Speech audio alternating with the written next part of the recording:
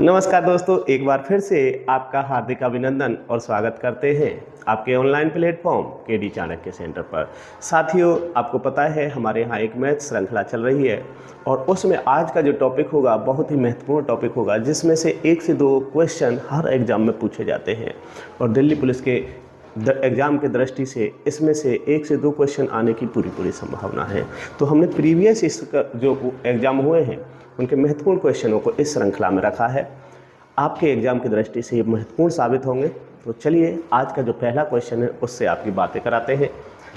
तो आज का जो साथियों पहला क्वेश्चन है, दी गई आकृति में चाप AB की लंबाई वृत्त की त्रिज्या की लंबाई के दोगुने के बराबर है।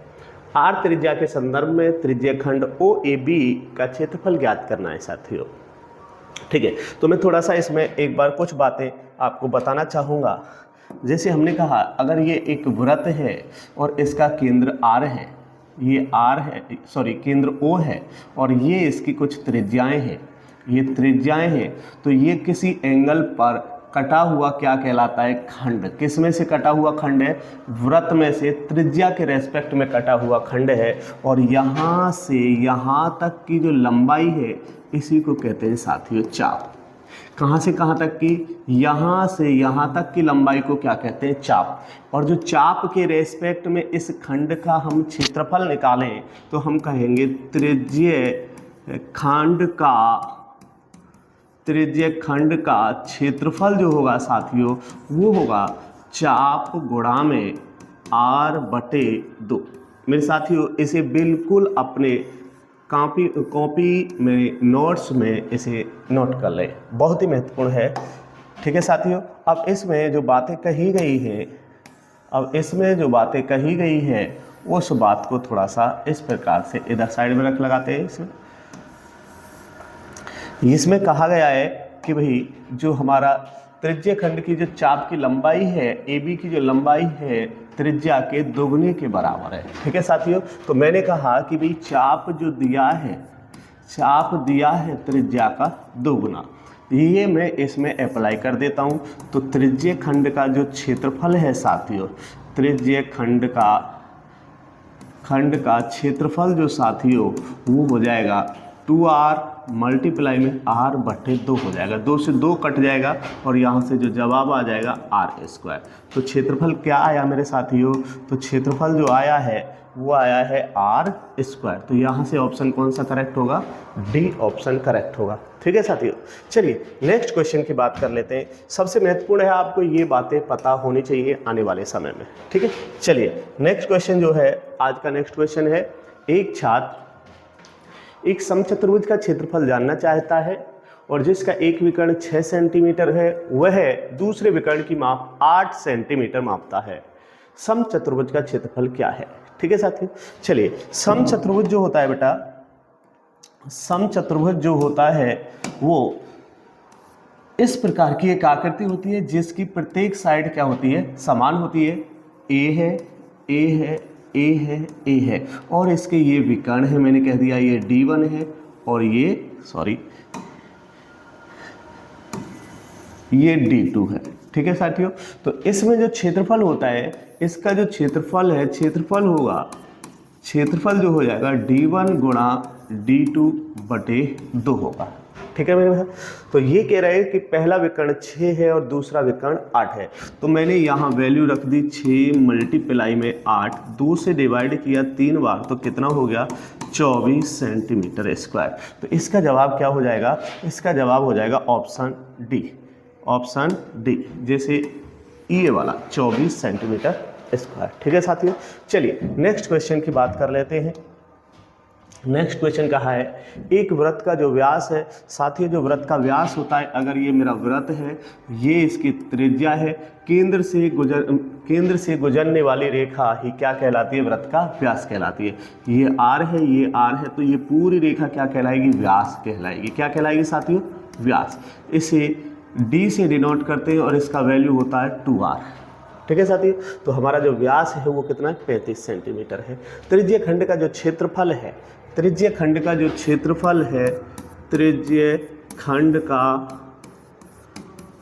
जो क्षेत्रफल है साथियों वो दिया है 385 कितना दिया गया है 385 सेंटीमीटर स्क्वायर। ठीक है साथियों, अब इसने कहा त्रिज्य खंड के चाप की लंबाई। ठीक है, तो मैं अगर यहाँ से क्या है जो व्यास है, व्यास क्या होता है 2r, तो 2r की वैल्यू कितनी कही है 35, तो हम कहेंगे r की वैल्यू हो जाएगी 35/2। तो r की वैल्यू यहाँ से अप्लाई कर सकते हैं। अभी अभी मैंने एक आपको कॉन्सेप्ट बताया था त्रिज्य खंड का क्षेत्रफल। क्या मेरे साथियों, त्रिज्य खंड का क्षेत्रफल क्या होता है, चाप गुणा में r/2। ठीक है साथियों, तो यहाँ से सीधे सीधे हम ये सारी वैल्यू सेटअप कर देंगे। ये त्रिज्य खंड का क्षेत्रफल है, त्रिज्य खंड के चाप की लंबाई जो है, रेडियस जो है, त्रिज्या की रेडियस कितनी है 35/2, यहाँ अप्लाई कर दो। तो ये कह रहा है 385 इजकल टू चाप मल्टीप्लाई में r की वैल्यू 35/2 और पहले से एक 2 है। ठीक है, ये अप्लाई इधर कर देते हैं। इससे ये वैल्यू कितनी बार कट जाएगी, 11 बार कट जाएगी, और यहाँ से ये वैल्यू इधर आके मल्टीप्लाई हो जाएगी। तो क्या आ जाएगा, तो चाप की जो लंबाई है, ठीक है साथियों, 11 है, 2 दूनी 4, तो 11 गुणा में 4, तो कितनी हो जाएगी 44 सेंटीमीटर आपकी लंबाई हो जाएगी। तो ऑप्शन कौन सा करेक्ट होगा, ऑप्शन बी इसका करेक्ट आंसर होगा। ठीक है साथियों, तो इसी प्रकार से आप इसको इसी वाले फंडे में अप्लाई कर सकते हैं। चलिए नेक्स्ट क्वेश्चन, कहा गया है 8.2 सेंटीमीटर त्रिज्या वाले एक वृत्त के त्रिज्य खंड का जो परिमाप है, क्या साथियों, जो परिमाप है वो 22.4 सेंटीमीटर है। त्रिज्य खंड का क्षेत्रफल आपको बताना है। ठीक है साथियों, चलिए अब के थोड़ा सा चेंज किया है, उसे समझ लेते हैं। देखो थोड़ा सा जो चेंज किया है उसे थोड़ा सा समझ लेंगे। इसमें कहा है कि भाई एक वृत्त है, इसका जो केंद्र है वो O है, मैं इसे यहाँ से त्रिज्याएं ले ली। ठीक है साथियों, और ये जो है ये इसकी चाप है जिसे आप L से डिनोट करते हैं। ठीक है, अब इसमें कहा है कि त्रिज्या तो हमारी 8.2 सेंटीमीटर है और एक वृत्त के त्रिज्य खंड का जो परिमाप है ये है। अगर मुझे चाप क्या है L है प्लस R और R जोड़ दूं तो 2R बन जाता है साथियों, और यही कहलाता है त्रिज्य खंड का परिमाप। यही क्या कहलाता है, त्रिज्य खंड का परिमाप। समझ गए साथियों, त्रिज्य खंड का परिमाप क्या होगा, L प्लस 2R। ठीक है, तो त्रिज्य खंड का परिमाप होता है L प्लस 2R, और मुझे क्या चाहिए, त्रिज्य खंड के चाप की लंबाई। क्या वैल्यू फाइंड आउट करनी है, मुझे L पता करना है, क्योंकि जो मेरा एरिया होता है, जो त्रिज्य खंड का क्षेत्रफल होता है, त्रिज्य खंड का क्षेत्रफल जो होता है, त्रिज्य खंड का जो क्षेत्रफल है साथियों वो होता है L गुणा में R/R। L का मतलब है चाप। क्या है साथियों, चाप। अगर मुझे L यहाँ से पता चल जाए तो शायद में आपका क्वेश्चन आसान हो जाएगा। तो हम कह रहे हैं परिमाप की लंबाई कितनी है 22.2, तो हम कहेंगे 22.4 इजकल टू L प्लस 2 गुणा में त्रिज्या कितनी है 8.2। तो मैं यहाँ से L इजकल टू 22.4 माइनस के इसकी गुणा करेंगे 8 दूनी 16.4, तो यहाँ से क्या वैल्यू आ गई 6 सेंटीमीटर निकल के आए। 4 से 4 कट जाएगा, 22 में से 16 गया तो 6 सेंटीमीटर किसकी लंबाई आ गई, L की लंबाई आ गई। ये वैल्यू यहाँ पर सेट कर दो, तो हम कहेंगे तो क्या हो जाएगा कि 6 गुणा में R की वैल्यू कितनी है 8.2 बटे, सॉरी ये 2 था, ये क्या था 2 था। ठीक है, तो बटे 2 से यहाँ पे मल्टीप्लाई डिवाइड करेंगे तो 3 बार, 3 दूनी 6, 8 3 24, तो कितना आ जाएगा 24.6 सेंटीमीटर स्क्वायर। ठीक है, वो इसे करेक्शन कर लेना, L इंटू R/2 होता है त्रिज्य खंड का क्षेत्रफल। ठीक है साथियों, तो यहाँ से जो जवाब बनेगा 24.6 किस ऑप्शन में है, तो 24.6 आपका ऑप्शन ए करेक्ट आंसर होगा। Option A is correct answer होगा। चलिए साथियों, आज का नेक्स्ट क्वेश्चन की बात कर लेते हैं। इस सवाल को देखिए, एक चतुर्भुज का क्षेत्रफल आपको ज्ञात करना है जिसमें आकृति में कुछ बातें दी गई हैं। अगर आपको नहीं दिख रहा है तो मैं इसे आपके लिए थोड़ा सा सही लिख देता हूँ।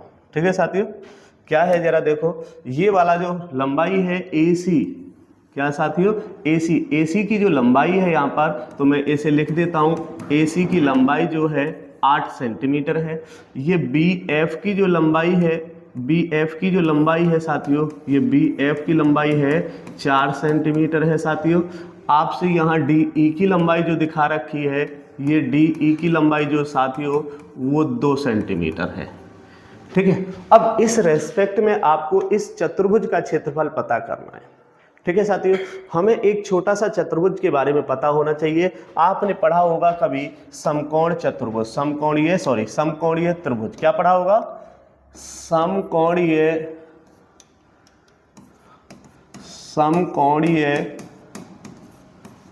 त्रिभुज के बारे में पढ़ा होगा। मतलब इसका जो एरिया होता है, जैसे ये अगर कोई त्रिभुज है और इसका एक कोण कोई 90 डिग्री का है, इसलिए इसे क्या कहेंगे, समकोणीय। इसे बेस कहते हैं, इसे हाइट कहते हैं। ठीक है, अगर मैं ये कहूँ कि भाई इस त्रिभुज का जो एरिया है, जो क्षेत्रफल है, अगर मुझे वो पता करना, ये होता है 1/2 बेस मल्टीप्लाई में क्या होता है बेटा, हाइट होता है। ठीक है, ठीक है। अब इसमें हमें कुछ ऐसी ही 2 आकृतियां दिखाई दे रही हैं।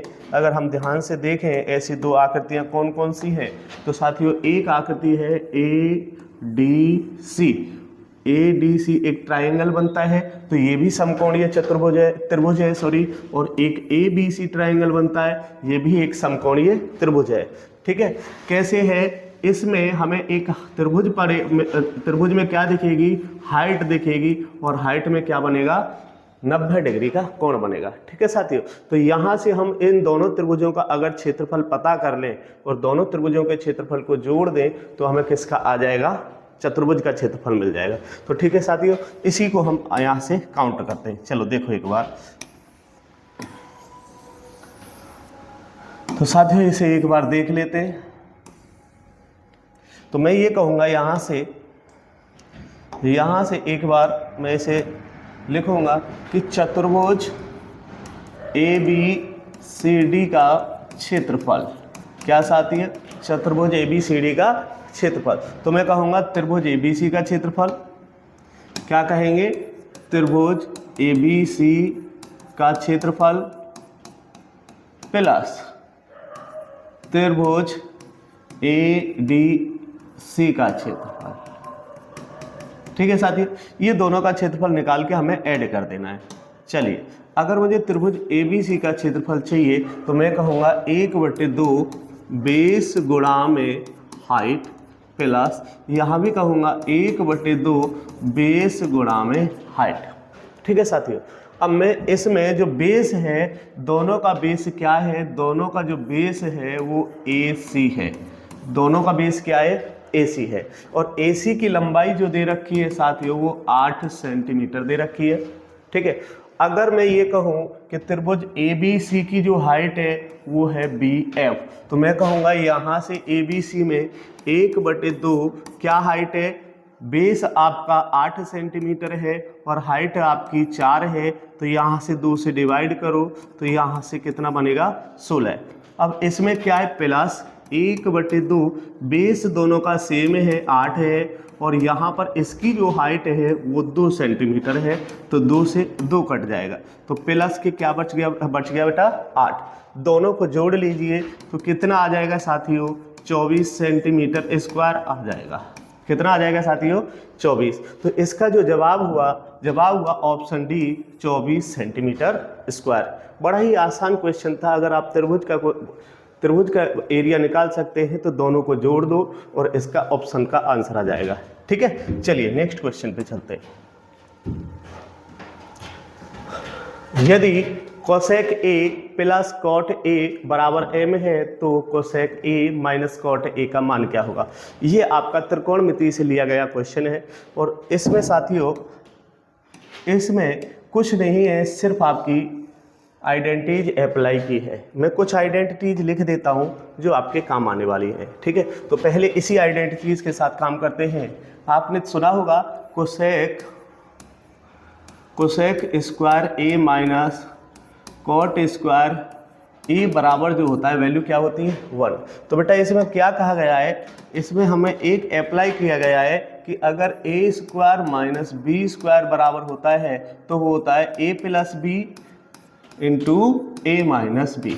ठीक है, तो इस चीज़ को हम इसमें अप्लाई कर सकते हैं। इस वाले में इसे ए मान लेंगे, इसे पूरे को बी मान लेंगे। यहाँ से जो वैल्यू निकल के आएगी, यहाँ से इसे अगर हम इस वाले को अब हम तोड़ना चाहते हैं तो यहाँ से जो cosec A plus cot A, ठीक है साथियों, और cosec A minus cot A. ठीक है, अब यहाँ से इसकी जो वैल्यू आई है, इसकी जो वैल्यू आएगी वो आएगी 1। ठीक है, cosec A plus cot A cosec A minus cot A equal to 1। यहाँ से हम किसी की भी वैल्यू, ये कह रहा है हमें इसकी वैल्यू चाहिए।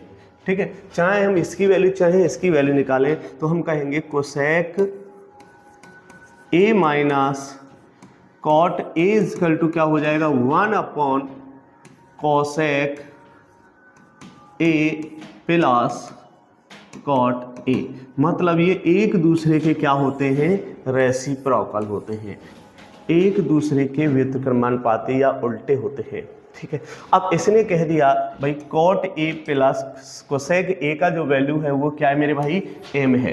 तो यहाँ पे ये वैल्यू अप्लाई कर दो, यहाँ से जो वैल्यू हो जाएगी 1 अपॉन एम हो जाएगी और इसका बड़ा ही छोटा सा जवाब आ जाएगा 1 अपॉन एम। तो ऑप्शन ए क्लियर होगा।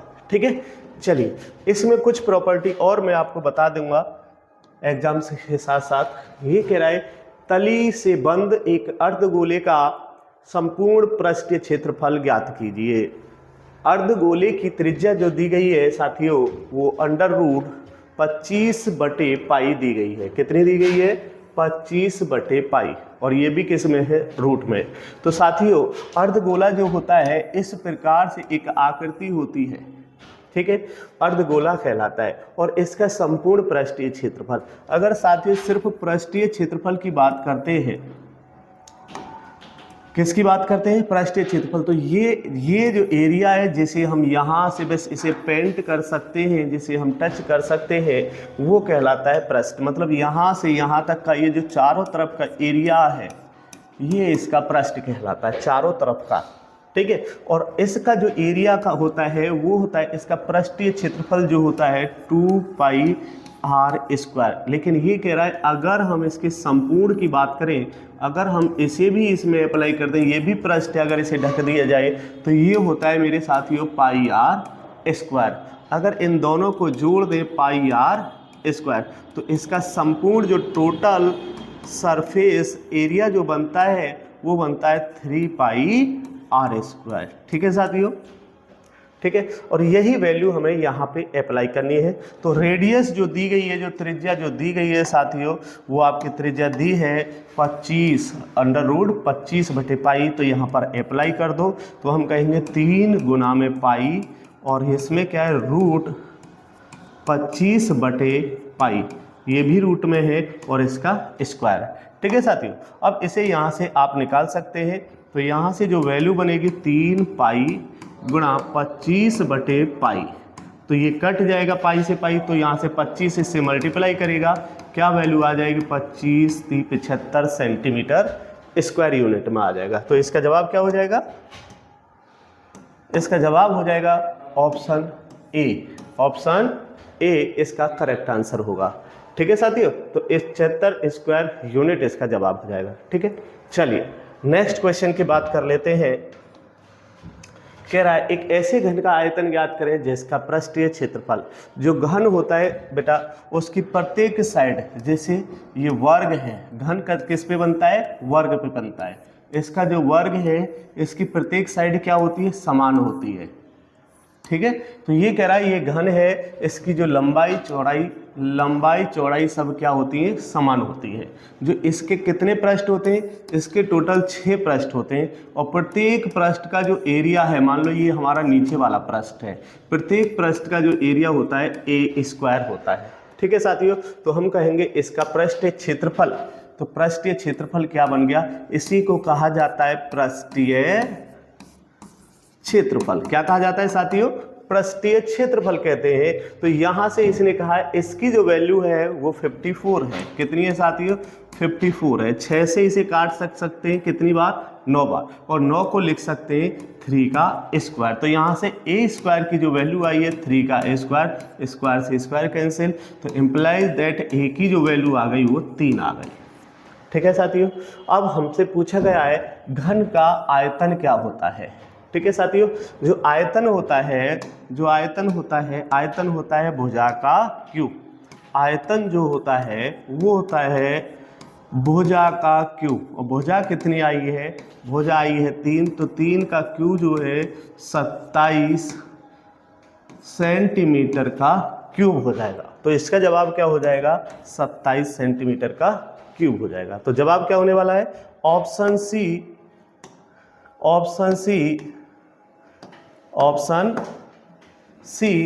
इसका करेक्ट जवाब होगा। ठीक है साथियों, ऑप्शन सी इसका करेक्ट जवाब होगा। चलिए आज का नेक्स्ट क्वेश्चन की बात कर लेते हैं। ये कह रहा है एक आयत का परिमाप एक वर्ग के परिमाप के बराबर है। एक आयत का परिमाप एक वर्ग के परिमाप के बराबर है। यदि आयत की लंबाई 10 सेंटीमीटर है तो चौड़ाई 8 सेंटीमीटर है वर्ग का क्षेत्रफल। तो इसने कहा है एक आयत है एक वर्ग है, एक आयत है एक वर्ग है। आयत की लंबाई और चौड़ाई अलग अलग होती है। ये लंबाई है और ये चौड़ाई है, और वर्ग की चारों भुजाएं बेटा क्या होती हैं? बराबर। ठीक है। इन दोनों का जो परिमाप है, इसका परिमाप होता है भुजाओं का योग, इसका भी परिमाप होता है भुजाओं का योग, और ये दोनों क्या कहती है? बराबर है। जिसमें लंबाई 10 है और चौड़ाई, ये लंबाई दे रखी है आयत की और ये चौड़ाई दे रखी है। ठीक है, ये इसमें रख दीजिए 2, लंबाई है 18 और चौड़ाई है लंबाई है 10 और चौड़ाई है 8। तो क्या बन गया? 2 मल्टीप्लाई में 18, इसी को कहते हैं 18 दूनी 36। ये किसकी वैल्यू आई है? 4a की। तो आप a की वैल्यू निकाल सकते हैं 36/4। कितना कट जाएगा? 9 बार। ठीक है। और वर्ग का क्षेत्रफल जो साथियों क्या होता है? वर्ग का जो क्षेत्रफल है वो भुजा का स्क्वायर मतलब a का स्क्वायर होता है। तो क्या आया है? a की वैल्यू आई है 9, तो 9 का स्क्वायर जो आ गया तो वो आ जाएगा 81 सेंटीमीटर स्क्वायर। तो इसमें 81 वाला ऑप्शन करेक्ट होगा। तो कौन सा है? सी इसका क्या हो जाएगा? करेक्ट ऑप्शन हो जाएगा। ठीक है साथियों। चलिए नेक्स्ट क्वेश्चन की बात करते हैं। नेक्स्ट क्वेश्चन है एक अर्धगोले का जो व्यास है, अर्धगोले का जो व्यास है 42 सेंटीमीटर, इसका वक्र पृष्ठीय क्षेत्रफल और संपूर्ण पृष्ठीय क्षेत्रफल ज्ञात करना है। साथियों अगर इस प्रकार के क्वेश्चन आपको करने, अब मैं थोड़ा सा आपको ट्रिकली बातें करूंगा। इसमें जो व्यास दिया है साथियों, क्या दिया है? व्यास जो होता है 2r होता है और उसकी वैल्यू दे रखी है 42। अगर 2 से इसे काट दो तो वैल्यू कितनी आ जाएगी? 21। ठीक है साथियों, यहाँ से जो वैल्यू निकल के आई वो 21 आई, मतलब रेडियस क्या हो गई आपकी? 21। ठीक है। अब जाहिर सी बात है जो पृष्ठीय क्षेत्रफल मतलब वक्र पृष्ठीय क्षेत्रफल और संपूर्ण पृष्ठीय क्षेत्रफल दोनों में r छिपा होगा। r क्या है? r की वैल्यू 21 है, तो जो पृष्ठीय क्षेत्रफल हो या वक्र पृष्ठीय क्षेत्रफल है तो दोनों गुणा में क्या होगा? r। तो उम्मीद है कि जो r है वो किससे बनाए? 7 गुणा 3 से बनाए। तो ये जितने सारे ऑप्शन होंगे ये सब 7 और 3 का क्या होंगे? मल्टीपल होंगे। बात समझ में आई? मल्टीपल होंगे तो कहने का मतलब है ये 7 और 3 से और 7 से क्या होंगे? डिवाइड हो सकते हैं। तो हमें सबसे पहले 3 का डिवाइड करना आसान है, तो हम ऑप्शन को 3 से डिवाइड करके देख लेते हैं। तो मैंने कहा 3 से डिवाइड का जो रूल है, अंकों का योग 3 से डिवाइड होना चाहिए। संख्या के अंकों का योग 3 से डिवाइड। ठीक है। तो ये क्या है? 7 और 2 9, 9 3 से डिवाइड है। 7 और 2 9, 9 3 से डिवाइड है। ये वाली बात तो सही है। इसे भी चेक कर लेते हैं। 8 और 1 9, 5 और 4 9, तो ये भी क्या है? डिवाइड है। ठीक है साथियों, तो इसका मतलब है हमारा ये वाला ऑप्शन हो सकता है। अभी और आगे बढ़ सकते हैं। ये कहा 7 और 2 9 डिवाइड है, लेकिन 7 + 3 10, 10 3 से डिवाइड नहीं है, ये ऑप्शन नहीं होगा। चलिए नेक्स्ट क्वेश्चन। 7 और 4 11, 11 और 7 18, ये किससे डिवाइड हो सकता है, 3 से डिवाइड हो सकता है।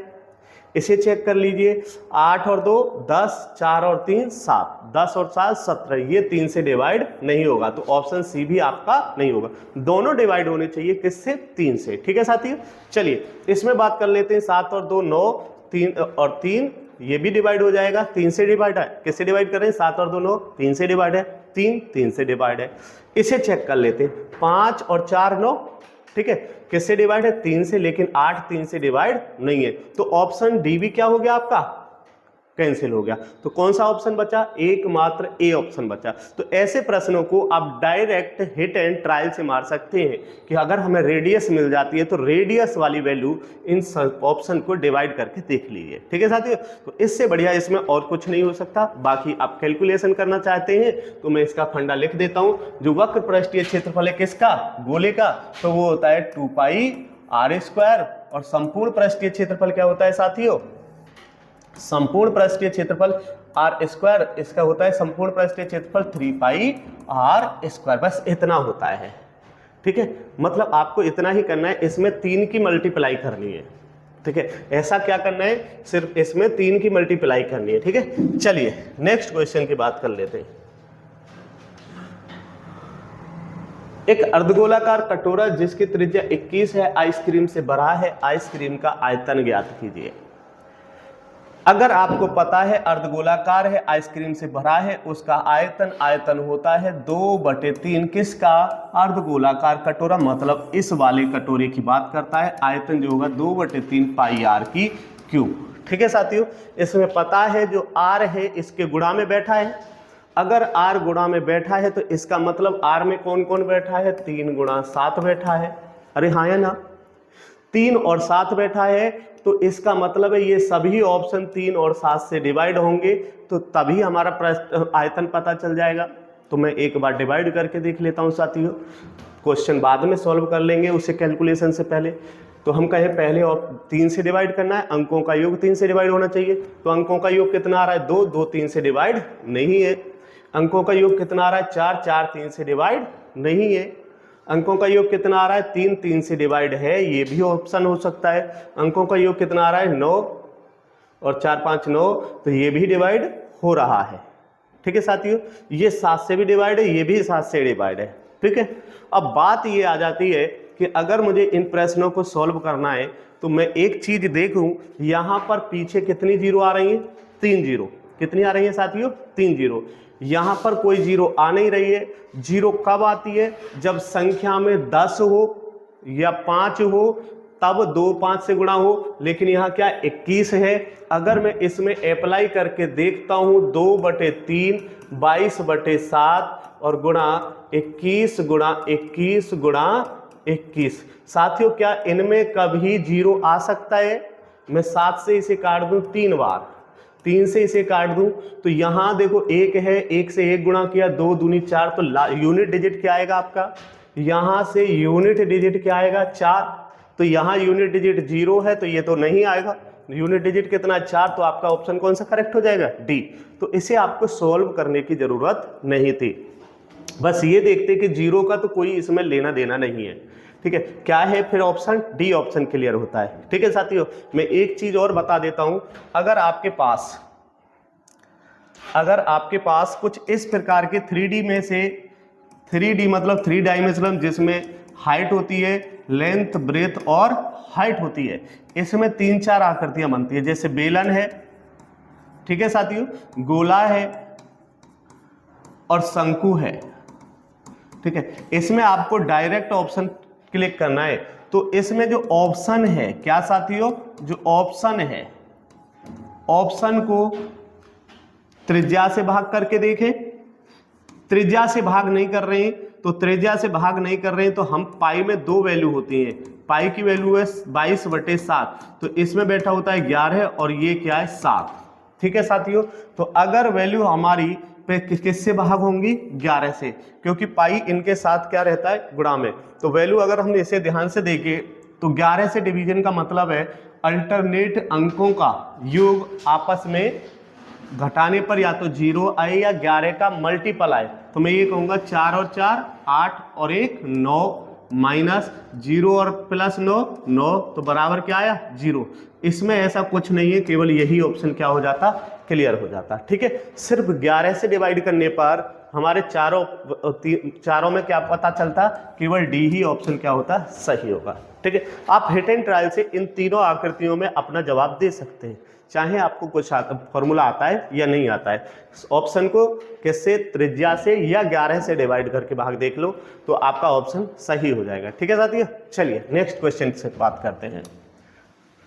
ये कह रहा है एक गोले की त्रिज्या 5 सेंटीमीटर है, गोले का पृष्ठीय क्षेत्रफल। गोला जो क्या होता है बेटा, गोला ये इस प्रकार की आकृति को गोला कहते हैं। ठीक है, ये इसकी रेडियस है, ये इसकी हाइट है, गहराई है, ये इसकी लंबाई चौड़ाई में आ जाएगा।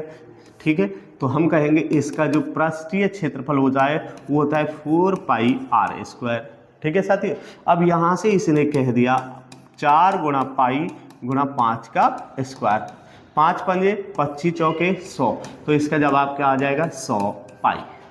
ठीक है, तो ऑप्शन कौन सा है, ए करेक्ट आंसर होगा। ठीक है साथियों, चलिए नेक्स्ट क्वेश्चन की बात करते हैं। दो लंबवृत्तीय शंकुओं की ऊंचाइयों का अनुपात 1:5 तथा उनके आधार की परिधियों का अनुपात क्या होता है, 5:3 होता है। आयतनों का अनुपात क्या होगा। ठीक है, अब बात कर लेते हैं शंकु। ठीक है, शंकु जो होते हैं वो इस प्रकार से होते हैं साथियों, शंकु कुछ इस प्रकार से होंगे, इनकी कुछ हाइट है, ये क्या है, कुछ हाइट है, ये हाइट है। ठीक है, अगर हम इनके आयतनों के अनुपात की बात करें, आयतन की बात करें तो मैंने मान लिया ये H1 है, ये H2 है, ये R1 है, ये R2 है। ठीक है साथियों, इसका जो आयतन बनता है 1/3 πr²h, ये 1 है तो हम 1 लगा देंगे। इनका बताना है 1/3 πr²h, ये 2 है तो ये 2 लगा देंगे। ठीक है साथियों, अब यहाँ पे ये वैल्यू हम सेट कर देंगे। क्या क्या वैल्यू है इनकी, जो ऊंचाई है, जो पहली ऊंचाई है वो 3 है, ये दूसरी जो ऊंचाई है वो 5 है। पहली जो परिधि, अच्छा यहाँ से एक चीज कही है, परिधि क्या होती है, परिधि होती है आधार की परिधि 2πr, ये आधार है, ये क्या है आधार, ये वृत्त है तो इनकी परिधि होती है 2πr1 और इसकी भी क्या होगी 2πr2। ठीक है, तो 2π से 2π कैंसिल हो गया, 2π से 2π कैंसिल हो गया, तो किसका अनुपात आया, त्रिज्याओं का। त्रिज्याओं का अनुपात ही क्या कहलाता है, परिधि का अनुपात कहलाता है। त्रिज्याओं का अनुपात ही क्या कहलाएगा, परिधि का। तो यहाँ से कहा है कि अगर हम त्रिज्याओं का अनुपात मिल जाता है, कितना मिलता है 5:3। ठीक है, परिधियों का अनुपात ही किसका अनुपात होगा मेरे भाई, त्रिज्याओं का अनुपात होगा। यहाँ पर जो रेडियस का जो आएगा, रेडियस कितना है, रेडियस आएगा यहाँ से 5 और इसका क्या है स्क्वायर, और यहाँ से क्या आएगा 3 और इसका क्या है स्क्वायर है। ठीक है, ये जो वैल्यू है ये कॉमन है, ये कट जाएगी, रेशो के रेस्पेक्ट में ये वैल्यू कट जाती है।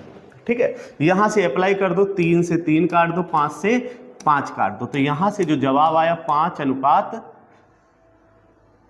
हाइट क्या थी 1, सॉरी हाइट जो थी यहाँ पे 1 थी, हाइट क्या थी 1 थी, हाइट जो है यहाँ पे क्या है 1:5 है, तो यहाँ से जो हाइट है वो 1:5 है, तो 3 नहीं कटेगा, 3 वाला ऐसे ही बचा रहेगा। ठीक है, तो यहाँ से जो वैल्यू आएगी वो क्या आएगी, 5 से 1 5 कट जाएगा, 3 का स्क्वायर क्या होता है 9, तो जवाब क्या हो जाएगा, आयतनों का जो अनुपात हो जाएगा 5:9 आ जाएगा। तो ऑप्शन कौन सा क्लियर हो जाएगा, सी ऑप्शन क्लियर हो जाएगा। ठीक है, यहाँ इसे सही कर लेना, जो हमने ऊंचाइयों का अनुपात ले लिया था, तो यहाँ पे ऊंचाई थी 1, यहाँ पे ऊंचाई थी 5, 1:5, और त्रिज्याओं और परिधियों का अनुपात सेम होता है 5:3, तो यहाँ 5 लगाया, आर की वैल्यू कितनी है, स्क्वायर में है तो 5 का स्क्वायर कर दिया, यहाँ 3 का स्क्वायर कर दिया। ठीक है साथियों, यहाँ से 1 5 इस एक पावर को काट देगा, तो यहाँ से 5 आ जाएगा, इसका स्क्वायर जो होता है 9, तो 5:9 हो जाएगा। ठीक है, चलिए नेक्स्ट क्वेश्चन की बात कर लेते हैं। ये त्रिभुज से रिलेटेड है, 10 सेंटीमीटर, 12 सेंटीमीटर, 18 सेंटीमीटर भुजा वाले त्रिभुज का क्षेत्रफल ज्ञात करना है साथियों। तो क्या हो जाएगा, तो त्रिभुज का जो क्षेत्रफल होता है, विषम भुजाओं वाले त्रिभुज का जो क्षेत्रफल है वो आप क्या कैसे निकालेंगे, देखिए ये त्रिभुज है, अगर इसकी भुजाएं ABC है, ठीक है, तो मैं कहूँगा त्रिभुज का जो क्षेत्रफल है, एरिया जो होता है वो होता है एस, एस माइनस ए, एस माइनस बी और एस माइनस सी होता है। ठीक है साथियों, यही होता है। अब इसमें जो एस है ये इसकी एस की जो वैल्यू होती है ए प्लस बी प्लस सी बटे 2 होती है। अब ये वैल्यू सेट कर दो इसमें, तो हम कहेंगे 10 प्लस 12 प्लस 18 टोटल बटे 2, तो ये बन जाएगा 40 बटे 2 बराबर वैल्यू कितनी आ जाएगी 20। ठीक है साथियों, ये वैल्यू आपको इसमें सेट करनी है। ठीक है, तो आप इस वैल्यू को इसमें सेट कर लीजिए।